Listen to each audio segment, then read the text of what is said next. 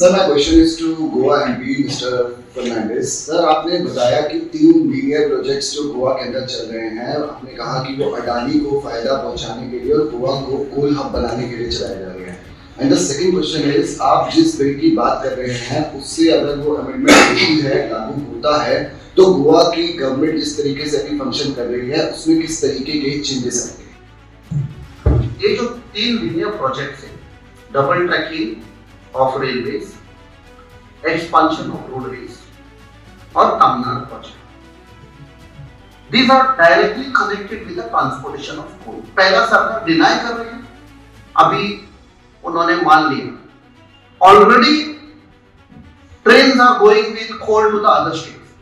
Mormugao port trust जो था उसको मोरमुगांव पोर्ट अथॉरिटी बनाया जब उन्होंने major port authority bill pass कर दिया। एक्सपांशन जो रोड है उसमें ट्रक्स में पूरा कोल जा रहा है एवरीडे। और तीसरा वेरी इंपॉर्टेंट जो मैंने बोला, 6 रिवर्स हमारे नवंबर 2016 में बीजेपी स्टेट सरकार ने सेंटर को नेशनलाइजेशन के नाम पे दे दिया, क्योंकि एमपीए जो मोरमुगांव पोर्ट अथॉरिटी जो अभी रिक्लासिफाइड है, उसमें even after modernisation they will not be able to handle the entire quantity of coal जो हमारे हिसाब से 136.1 मिलियन टन है। अभी 12-14 ऑलरेडी हो रहा है, more modernisation they maximum they can go to 52। तो बाकी कैसा जाएगा? Road and the balance is by the rivers. One more thing is, Adani had bought this Carmichael mine in Australia. Plus, बाकी कंट्री से कोल आता है एमपी। Some years back उसको Krishnapatnam port दिया था, east coast of India, which was supposed to handle hazardous coal, hazardous cargo. तो वो छोड़ के वो गोवा में क्यों आ? गोवा का आइडेंटिटी क्या है?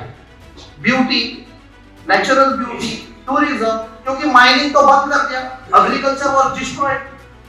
जो बचा है इकोनॉमी भी ओनली टूरिज्म, वो भी डिस्ट्रॉय कर रहा है। अगर पूरा गोवा काला बन गया बिकॉज ऑफ कोल, कौन सा टूरिस्ट आएगा Goa? Now this constitutional guarantee is the state सरकार whichever may be, even if they have brute majority, जैसा अभी एमएलएस खरीदा, सब कुछ किया to ensure they pass these amendments or whatever to the existing DCPR. उसके बाद भी they will not be able to destroy because we are putting a constitutional guarantee पर काउंसिल रहेगा, जैसा मिजोरम में, अरुणाचल में, हिमाचल, सिक्किम में जो कॉन्स्टिट्यूशनल गारंटी है, वो कॉन्स्टिट्यूशनल गारंटी हम लोग डाल रहे हैं, where representatives of different communities, traditional communities, scheduled tribe, scheduled caste, OBC, fisherman plus agriculture, उसमें सब्जेक्ट एक्सपर्ट्स रहेंगे, 10 सब्जेक्ट एक्सपर्ट रहेंगे। There will be 6 representatives of the central ministries. So it will be a very broad representation which will ensure that state sarkar will not be able to do any destructive policy in the state.